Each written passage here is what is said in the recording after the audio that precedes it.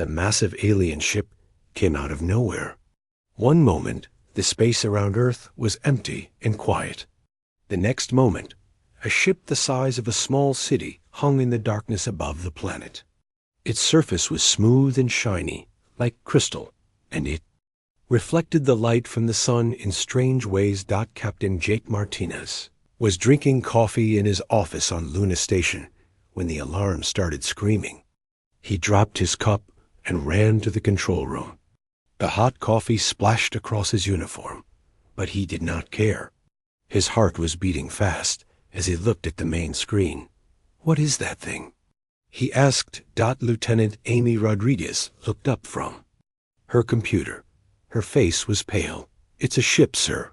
But it's not like anything we've ever seen. It's huge. Much bigger than anything we could build." Jake stared at the screen. The alien ship was beautiful and terrible at the same time.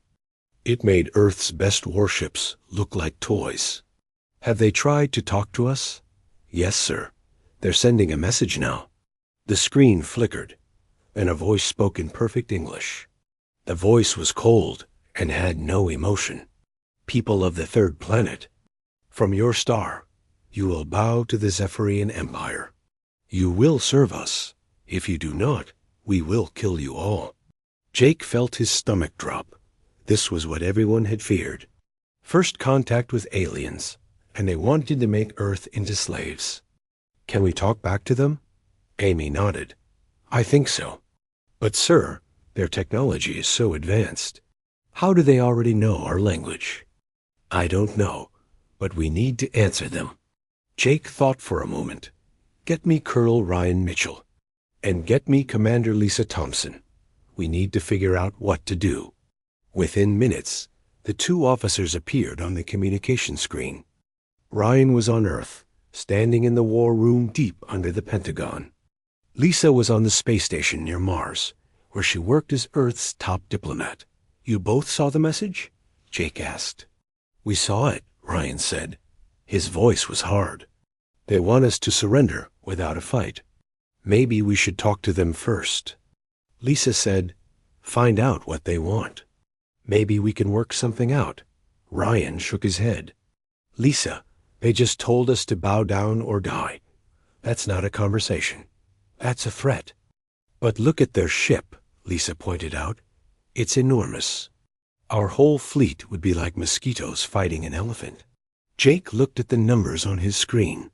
Earth had 12 combat ships. Most of them were old mining vessels with guns. Attached, the newest ship was the experimental cruiser Phoenix, and even that was small compared to what floated above Earth. "How many people do we have in the underground cities?" Jake asked. "Almost everyone," Ryan answered. "We've been preparing for this day for 20 years. Ever since we found the first signals from space. Most of the population is already in the deep bunkers." Jake nodded. The underground cities were humanity's greatest secret.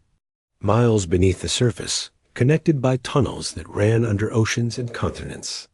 If aliens attacked from space, humans would disappear like smoke. "Admiral Zixthara wants an answer," Amy said. "The alien commander is getting impatient." Jake looked at his friends on the screen. "Lisa, you're our best diplomat. What do you think we should say?" Lisa was quiet for a long moment. Then she smiled. But it was not a happy smile. "I think we should be honest with them." "What do you mean?"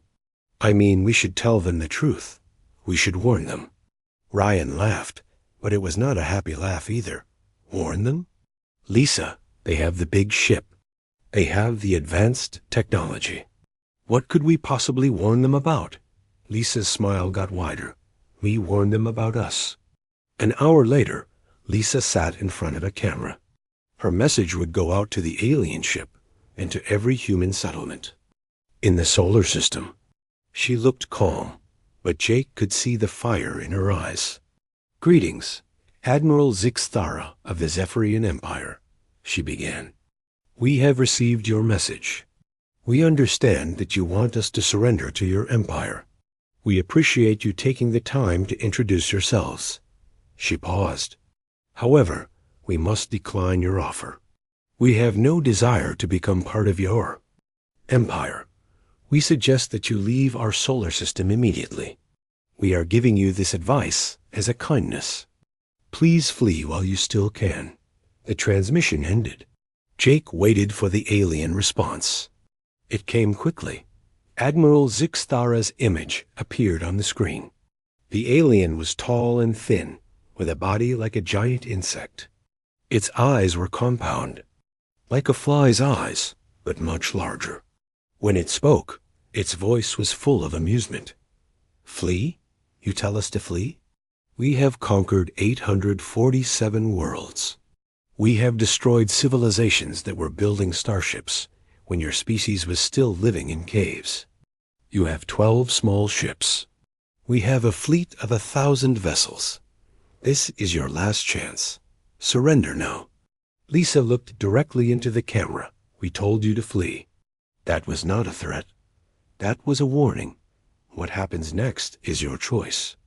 The alien admiral's mandibles clicked together. Jake thought it might be laughter. "Very well. We will show you what happens to species that refuse the generous offer of the Zephyrian Empire." The transmission ended. Jake watched as the alien ship began to glow with energy. Weapons were charging. The bombardment of Earth was about to begin. "All stations, this is Captain Martinez," Jake said into his communicator. "Operation Vanishing Ghost is now active. All civilians to deep shelters.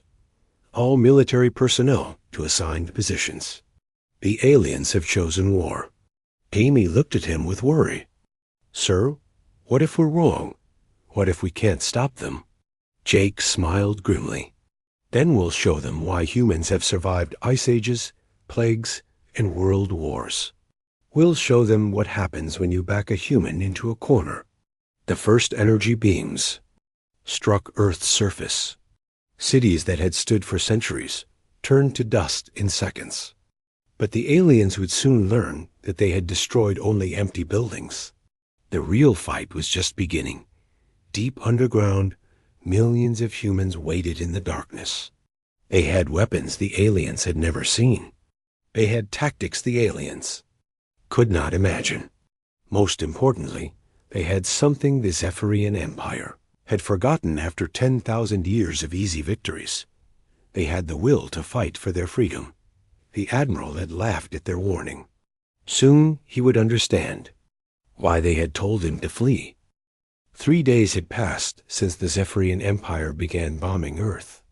Admiral Zixthara stood on the bridge of his flagship, looking at the reports with growing confusion. His weapons had destroyed every major city on the planet.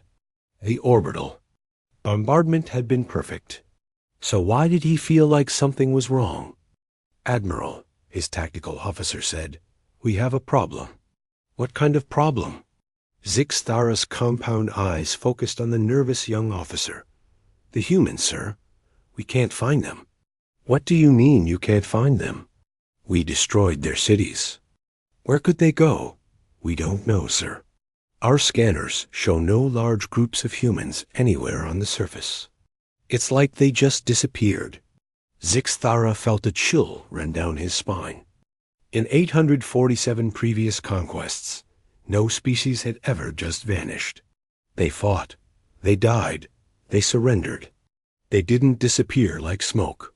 "Send down the landing teams," he ordered. "Find out where they went." Captain Ben Torres crouched in the underground tunnel 2 miles beneath what used to be New York City. He could hear the alien ships flying overhead, their engines making a high whining sound. Through his radio, he listened to reports from teams all over the world. "Phoenix team to base," came a whisper. "We have eyes on the landing site. 12 alien craft, maybe 200 soldiers." Ben smiled grimly. Commander Kate Williams had planned this perfectly. Every human city had underground tunnels that led to hidden military bases. The aliens thought they had won, but the real war was just starting. "All teams, this is base." Kate's voice came through the radio. "Remember, We're not trying to win big battles. We hit them fast and hard, then we disappear. Make them afraid to leave their ships. Ben checked his weapon. It looked like a normal rifle, but Dr. Helen Price and her team had worked for months to make it special.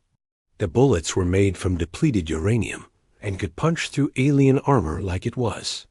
Paper. Torres, you ready? Asked Sergeant Danny Clark. Danny was a big man with scars on his face from the war in Africa 5 years ago.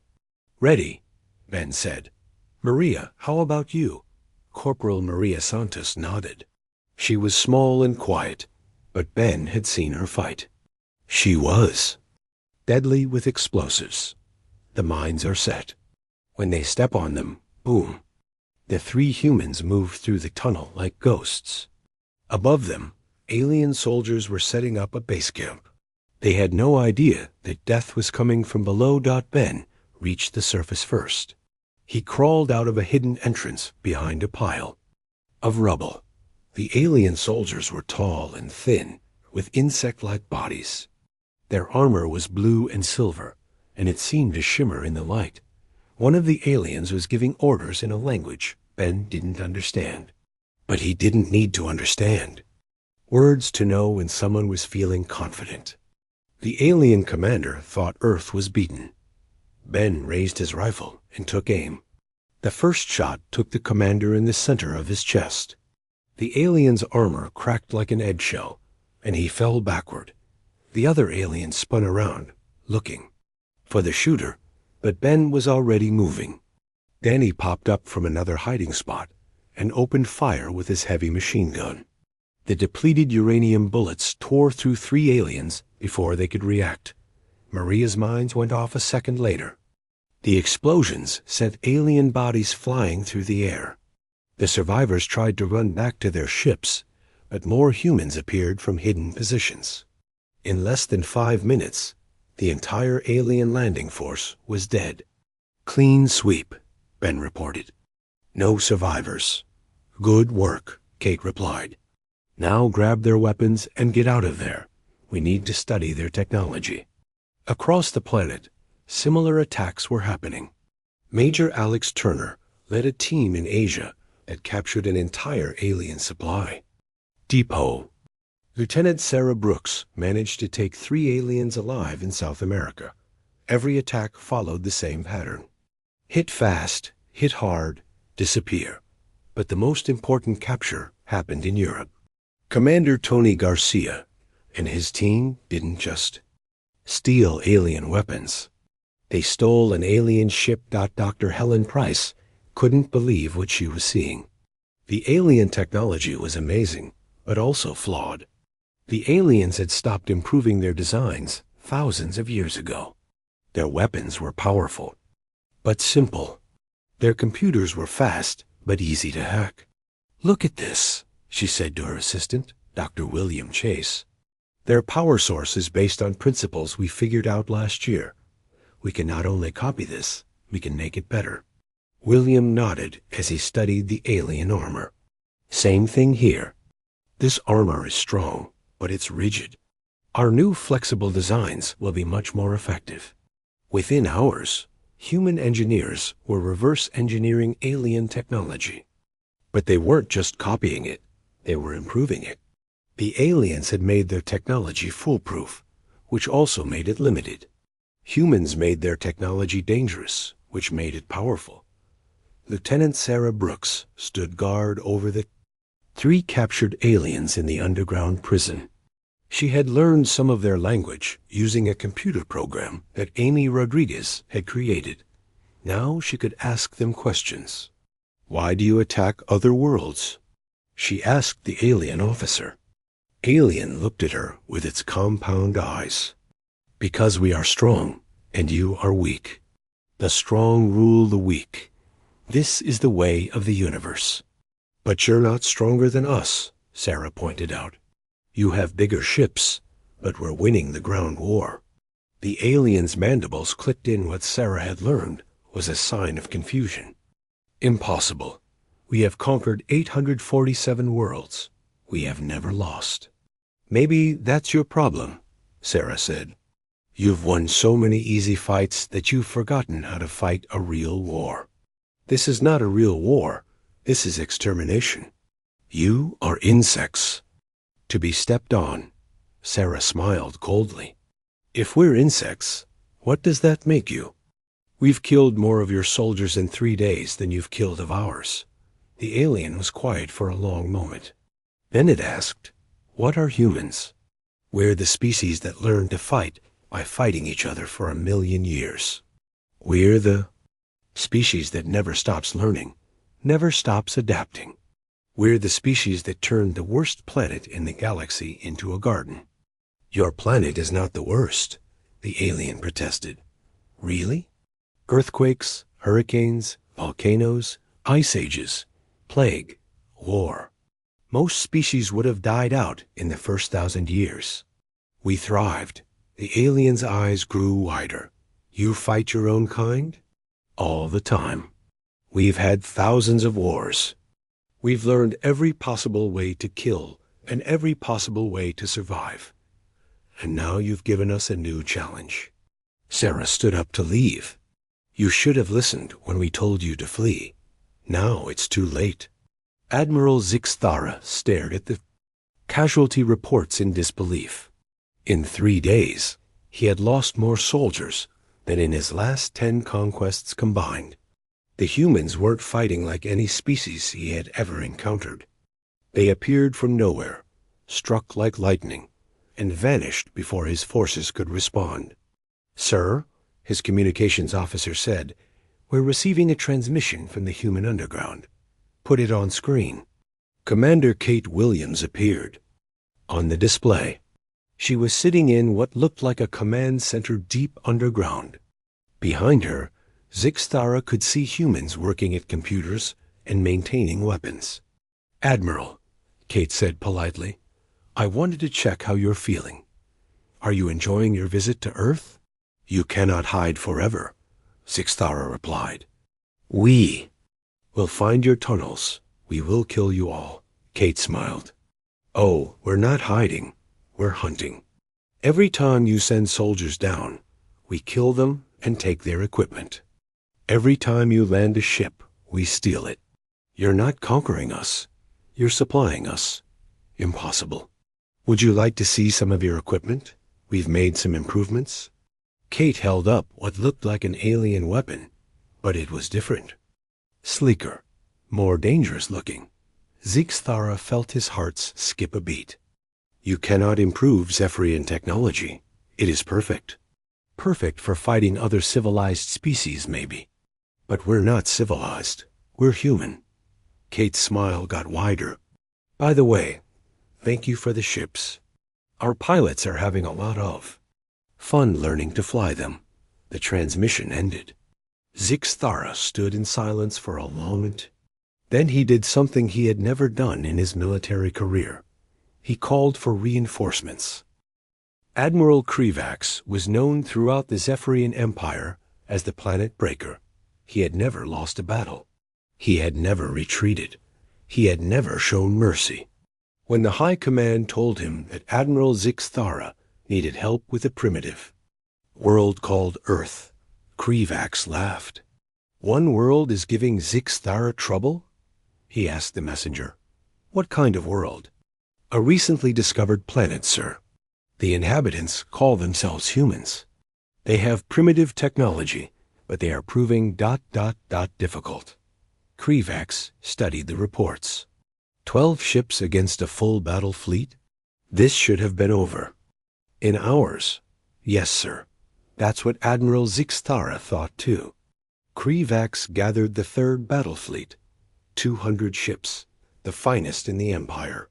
Planet-killing weapons. Bioweapons that could wipe out entire species, and AI systems that could hack any computer. If humans wanted a real war, he would give them one. Meanwhile, on Earth, Colonel Sam Peterson sat in front of a wall of screens in the intelligence center. His job was to listen to alien communications and figure out what they were planning. What he discovered made his blood run cold. Kate, you need to see this, He called to Commander Williams. Kate hurried over. What did you find? I've been analyzing the Zephyrian communications. I know why they're so confident. Look at this. Sam pulled up a holographic display showing the galaxy. 847 worlds. That's how many they've conquered. But here's the scary part. Look at what happened to the species on those worlds. Kate studied the data. I don't understand. Where are the warrior castes? Where are the military leaders? That's just it. They're gone. The Zephyrians don't just conquer worlds. They change the species they conquer. They remove the parts of their brains that make them want to fight. They make them docile, compliant, harmless. Kate felt sick. They lobotomize entire civilizations? Worse, they breed it out of them over generations. They turn proud warrior species into farm animals. That's why they've never lost. They don't fight warriors. They fight pets. But they made a mistake with us. A big mistake. They think we're like all the others. They think if they hurt us enough, we'll give up and beg to be slaves. Kate smiled grimly. They have no idea what they're dealing with. The plan Kate and her team developed was insane. Instead of defending Earth, they would attack the Zephyrian Empire. While the aliens were sending reinforcements to Earth, humans would strike at the heart of their civilization. Captain Joe Allen couldn't believe he was in command of an alien battleship. The ship had been captured 2 weeks ago when its crew made the mistake of landing near Chicago. Now it was painted with Earth colors and renamed the Knight's Edge. Joe, are you ready for this? Asked Commander Rachel Stone over the radio. She was leading the mission from another captured ship. As ready as anyone can be for attacking an alien world, Joe replied. The nav computer is programmed with the target coordinates. We'll come out of hyperspace right on top of them. The plan was to hit 3 Zephyrian worlds at the same time. Not to conquer them, but to free them. Dr. William Chase had discovered something amazing about the conquered species. The genetic changes could be reversed. The brain modifications could be undone. The slaves could become warriors again. All ships. This is Stone. Rachel's voice came over the communication system. Remember, we're not here to kill innocent people. We're here to wake them up. The Knight's Edge dropped out of hyperspace above a world called Nexus Prime. It was a beautiful planet with blue oceans and green continents. It looked peaceful, too peaceful. Scanning the surface, reported Lieutenant Commander Mary Johnson. From the science station. I'm reading millions of life signs, but no military installations, no defenses. It's like they don't expect to be attacked. That's because they've been slaves for so long, they've forgotten how to fight, Joe said. Let's remind them. The human ships landed in the capital city. Joe expected resistance, but instead found curiosity. The local population was a species that looked like large cats walking on 2 legs.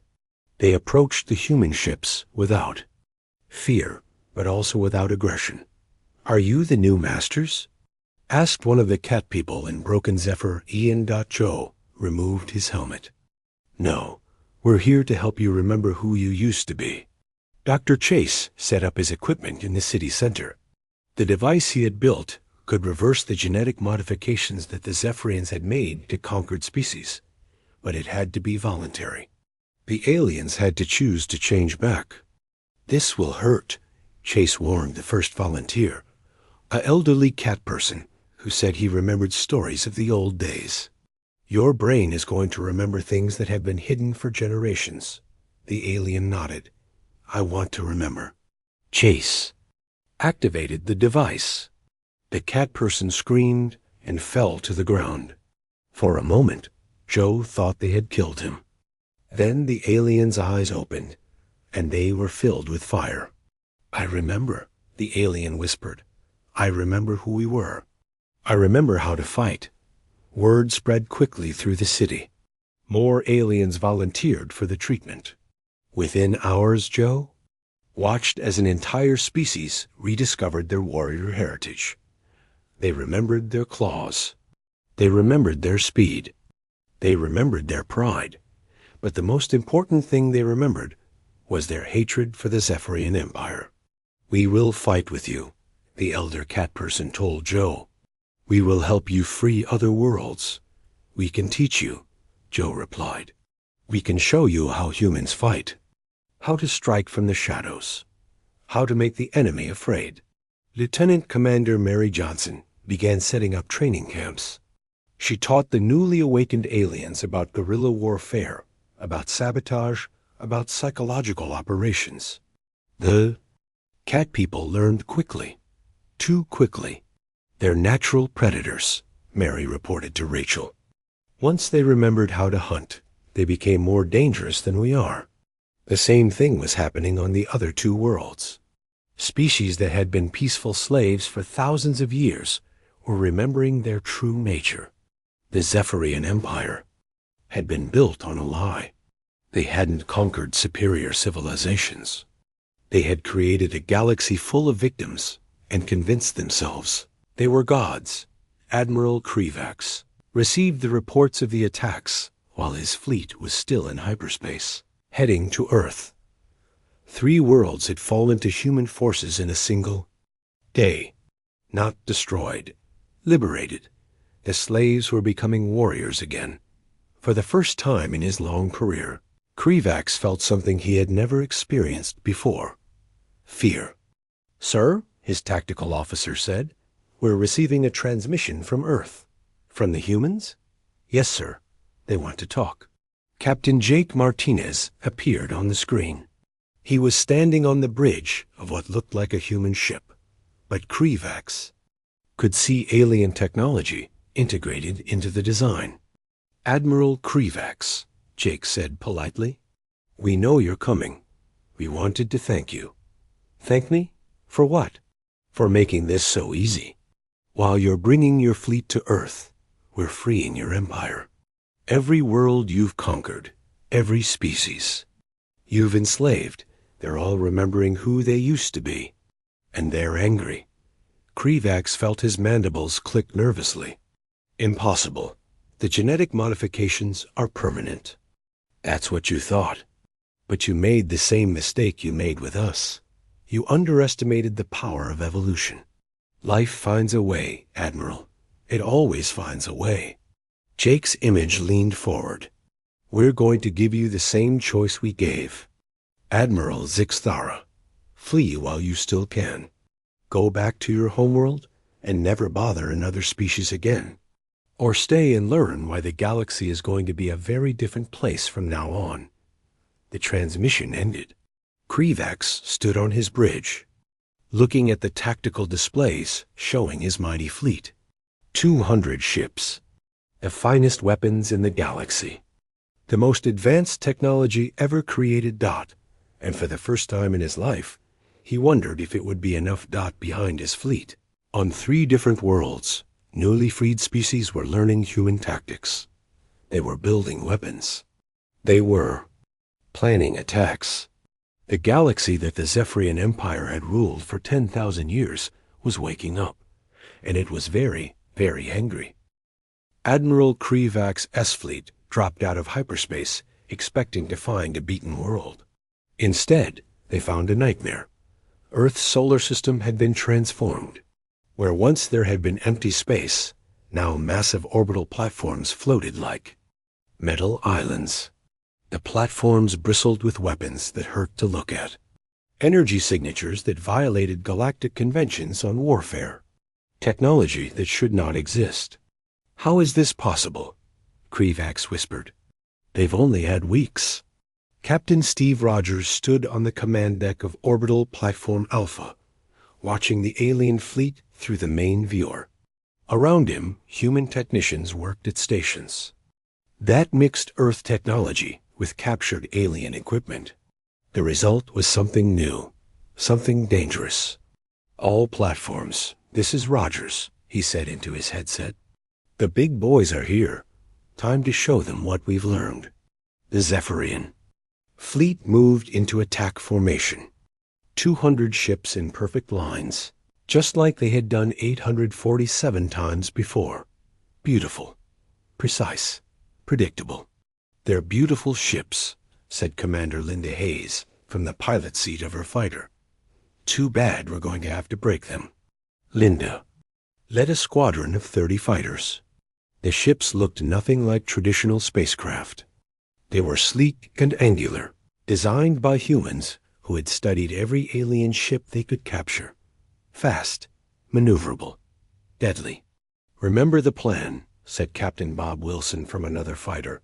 "We don't fight fair. We fight to win." The Zephyrian battle formation was perfect for fighting other civilized species. The big ships protected each other while their weapons created overlapping fields of fire. Any enemy that attacked in formation would be destroyed, but humans didn't attack in. Formation. Linda's fighters came from everywhere at once. Some dropped out of hyperspace behind the alien fleet. Others had been hiding in asteroid fields. A few rose up from the dark side of Earth's moon. They moved like a swarm of angry wasps, with no pattern that alien computers could predict. "What are they doing?" Krivax demanded. "This is not how space battles are fought." His tactical officer stared at the displays in confusion. "Sir, they're not following any known combat doctrine. Their movements are completely random." "Nothing is random in warfare. Tell that to the humans, sir." The first alien ship died when Linda's fighter somehow appeared inside its shields. Her weapons, enhanced with human engineering, tore through the alien hull like paper. She was gone. Before the ship's computers understood what had happened, Bob Wilson's fighter attacked from below, where Zephyrian sensors had blind spots. His missiles, guided by AI systems that learned from every battle, found weak points in alien armor that even the aliens didn't know existed. But the real shock came when the orbital platforms opened fire. Steve Rogers had spent weeks studying alien shield technology. He had learned something interesting. Shields were designed to stop weapons coming from outside. They were not designed to stop weapons that were already inside. "Fire," Steve said quietly. "The platform weapons didn't shoot energy beams or missiles. They shot pure force. Gravity waves that passed through alien shields like they weren't there and crushed the ships from the inside.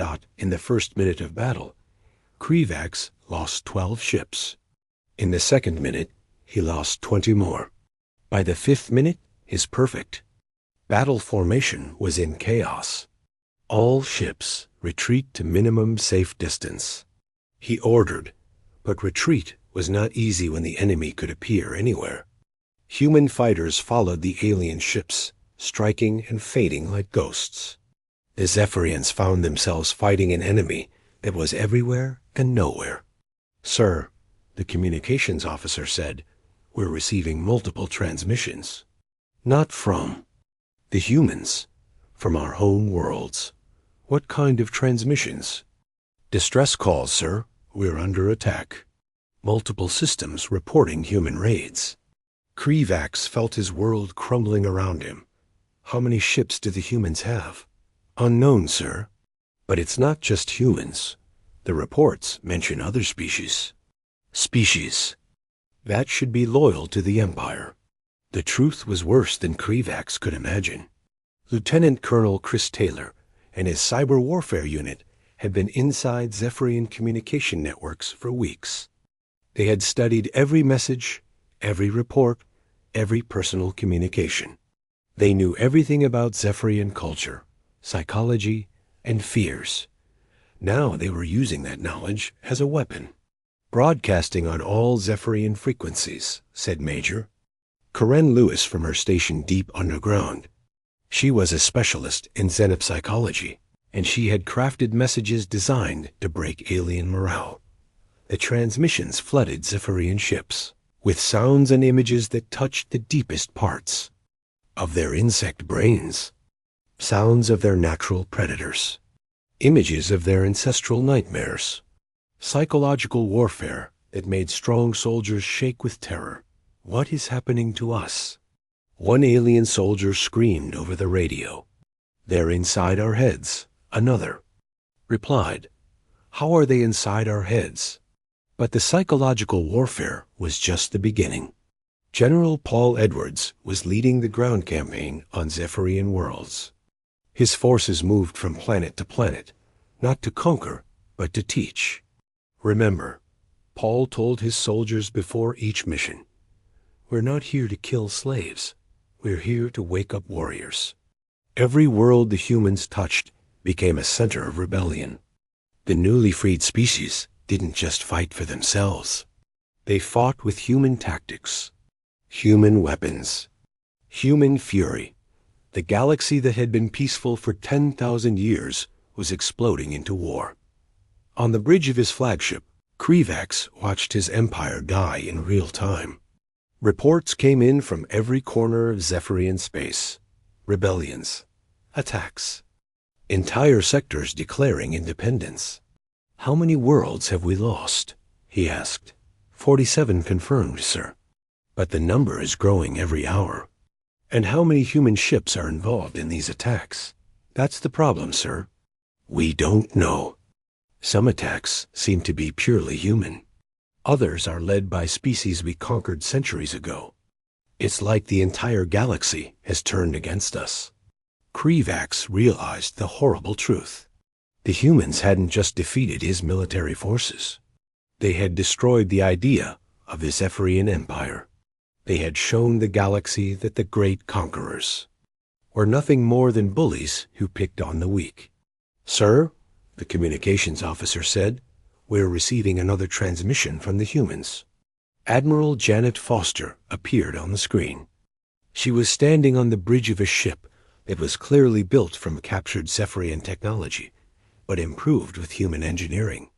Admiral Krivax, she said politely, I wanted to check on your fleet. You seem to be having some technical difficulties. What do you want? Krivax asked. I want you to understand something. This isn't about Earth anymore. This isn't even about humanity. This is about freedom. For 10,000 years, your empire has enslaved the galaxy. You've turned proud species into cattle. You've stolen the dreams of 1 billion worlds. Janet's expression hardened. That ends now. You cannot fight the entire empire. We're not fighting the empire, Admiral. We're freeing it. Every world you conquered, every species you enslaved, they're all remembering who they used to be. And they're choosing to fight. Behind Janet, Krivax could see the bridge crew. They weren't all human. He recognized at least 6 different species, all working together, all focused on the same goal. You see, Admiral, you made a fundamental mistake. You thought conquest was about force. But real strength comes from choice. Every being we've freed chose to fight for their freedom.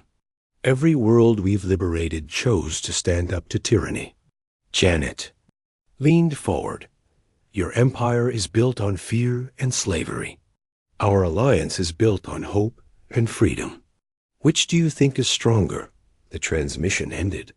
Krivax looked around his bridge at his officers. For the first time, he saw doubt. In their compound eyes, fear, not fear of death, but fear of something worse. Fear that everything they had believed was wrong. Sir, the tactical officer said quietly, what are your orders? Krivax stared at the tactical display. His fleet was scattered and broken. His empire was in revolt. His enemy was everywhere and nowhere. For the first time in his military career, Admiral Krivax, the planet breaker, the unconquered hero of the Zephyrian Empire, had no idea what to do. Send a message to the High Command, he said finally. Tell them we need to talk to the Emperor. Tell them the war is not going according to plan. What should I say is the problem, sir? Krivax looked at the screen showing the chaos of battle.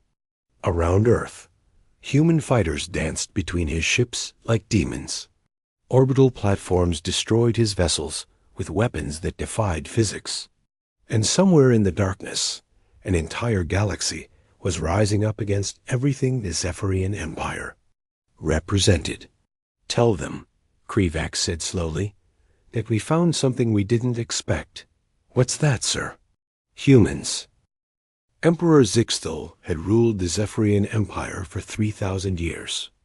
He had never left his throne world. He had never needed to. His generals conquered worlds while he sat in his crystal palace, receiving tribute from 1,000 species. Now, for the first time in his long reign, the Emperor was going to war. The Imperial Guard surrounded his massive flagship as it moved through hyperspace toward Earth. 10,000 ships, the finest warriors in the Empire, weapons that could crack planets in half.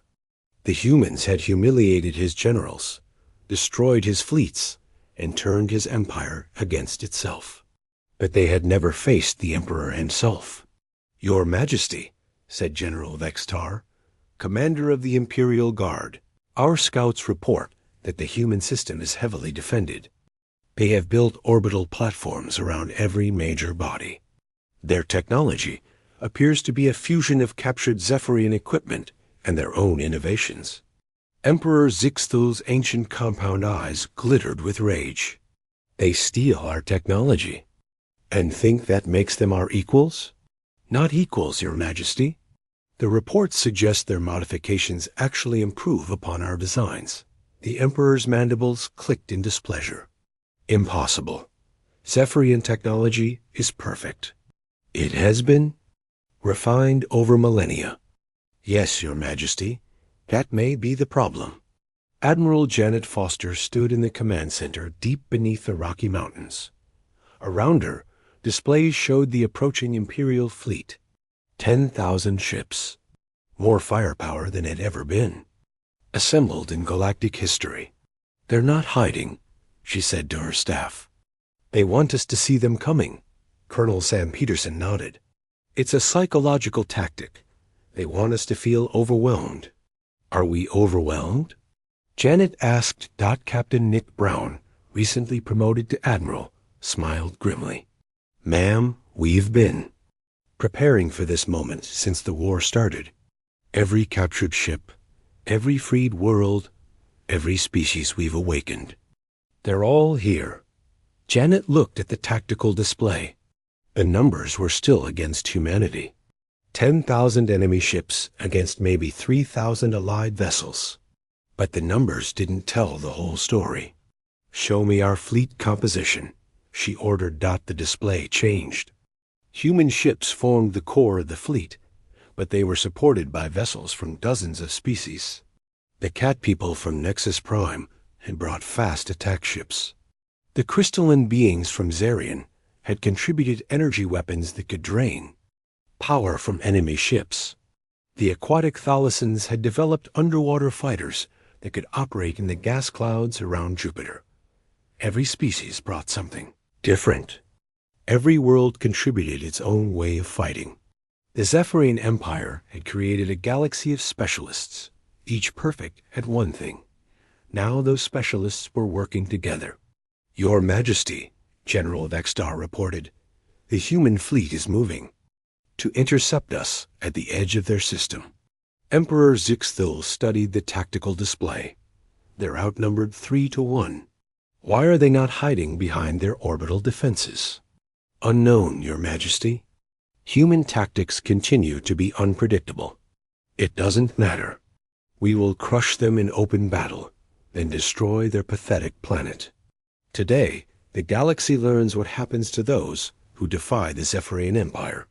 The two fleets met in the space between Saturn and Jupiter. For a moment, they faced each other in silence, like two ancient armies preparing for battle. Emperor Zixthal opened communications with the human fleet. Admiral Foster's image appeared on his screen. She looked calm, almost peaceful. "Emperor," she said politely, "we've been expecting you." "Surrender now," Zixthal commanded, "and I will grant you a quick death. Continue to resist, and I will make your species suffer for 1,000 generations." Janet smiled. "You know, that's exactly what we thought you'd say." You've been saying the same thing for 10,000 years, haven't you? The same threats, the same promises, the same arrogance. I am the Emperor of the galaxy. You were. But empires fall, Your Majesty, and today yours ends. The battle began with a roar of energy that lit up half the solar system. The Imperial Guard attacked in perfect formation, their weapons creating a wall of destruction that had swept away countless civilizations. But the human fleet didn't meet them head-on. Instead, they scattered like leaves in a wind, each ship group moving in a different direction. The Zephyrians found themselves shooting at empty space, while human forces struck from unexpected angles. Captain Nick Brown led the main assault on the Emperor's flagship. His ship, the Defiance, was built from the hull of a captured Zephyrian dreadnought, but powered by human fusion engines and armed with weapons that shouldn't have been possible. All fighters, this is Brown, he said into his communicator. Remember, we're not here to destroy the Emperor. We're here to capture him. Why capture him? Asked one of his pilots. He's a monster. Because, Nick replied, we're not monsters. We're humans. The space battle raged for hours. Ships exploded like miniature suns. Energy beams carved through hulls like knives through paper. But slowly, inevitably, the Imperial Guard began to fall back. The problem was the same one that had plagued every Zephyrian force since the war began. They fought like they always had, using tactics that had worked for millennia. But humanity and their allies fought like they were making up the rules as they went along. Your Majesty, General Vextar said urgently, we need to retreat. The fleet is taking heavy casualties. Emperor Zixthul stared at the tactical display. In disbelief. How? We have superior numbers. Superior technology. The humans are not fighting like any species we've ever encountered. They sacrifice their own ships to save others. They coordinate attacks across impossible distances. They seem to know what we're going to do before we do it. The truth was even worse than the general realized. Lieutenant Colonel Chris Taylor's cyber warfare unit had been inside Imperial communications since the battle started. Every order, every tactical adjustment, every desperate plan was known to the humans seconds after it was issued.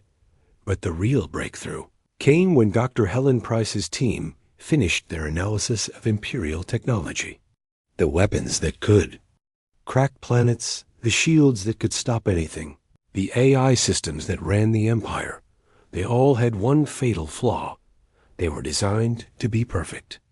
And perfect systems don't adapt. Nick, this is Control, came Janet's voice over the radio. We found the weakness in their flagship shields. Send the coordinates to all attack groups.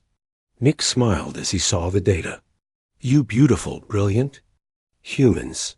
All ships, target the shield generators. Specific coordinates incoming. The attack on the Emperor's flagship was like a surgical strike. Human fighters, supported by allies from a dozen worlds, hit precise targets with weapons designed to exploit weaknesses that the Zephyrians didn't even know existed. The great ship's shields failed. Its weapons went offline. Its engines sputtered and died. Your Majesty, General Vextar said quietly, we have been boarded. Emperor Zixthul felt something he had never experienced in 3,000 years of life. Fear. Not fear of death, but fear of failure. Fear that everything he had built was crumbling around him. Nick Brown and his boarding team moved through the Imperial flagship like ghosts. The ship was huge, with corridors wide enough to fly aircraft through, but the humans had studied its layout for weeks. They knew exactly where to go. The Emperor's throne room was a crystal cathedral floating in the heart of the ship. Zixthul sat on a throne made from the bones of extinct species, surrounded by the treasures of 1,000 worlds. Emperor, Nick said as he entered the chamber. His weapon was drawn, but not aimed. Behind him came soldiers from Earth, freed slaves from conquered worlds and beings whose species had been thought extinct. "Have you come to kill me?" Zixthel asked. "No," Nick replied. "We've come to give you a choice." "What choice?" Colonel Lisa Martinez stepped forward. She had been promoted to chief negotiator after her success in the early battles. "The same choice we offered your admirals. Surrender and face trial for your crimes, or flee beyond the galactic rim with whatever forces remain loyal to you." "Trial? You would put an emperor on trial?" "We would put a war criminal on trial," Lisa corrected. "The title doesn't matter anymore." Emperor Zixthel looked around his throne room at the faces of his enemies. Humans who should have been ashes. Aliens who should have been slaves. Species who should have been extinct. "How?" he asked. "How did you defeat us?" Commander Ashley Clark, who had been part of the first human diplomatic team, answered. "We told you to flee. We tried to warn you, but you wouldn't listen. But we are superior. We have conquered 847 worlds." "You conquered 847 graveyards," Ashley replied. "You didn't fight warriors. You fought the corpses of civilizations you had already broken. But you made a mistake with us." "What mistake?" "You told us to surrender before you understood what we were. You see, Your Majesty, we've been fighting ourselves for millions of years. Every possible form of warfare, every kind of weapon, every tactic that could ever be invented, we've used it all against each other." Ashley's voice grew hard. "We are a species that learned to survive by fighting the most dangerous predator. On our planet, ourselves, we turned the most hostile world in the galaxy into a garden by refusing to give up, ever, no matter what tried to kill us. We tried to spare you from learning what happens when you back a human into a corner," Ashley continued. "We gave you a warning. We told you to flee. Not because we wanted to threaten you,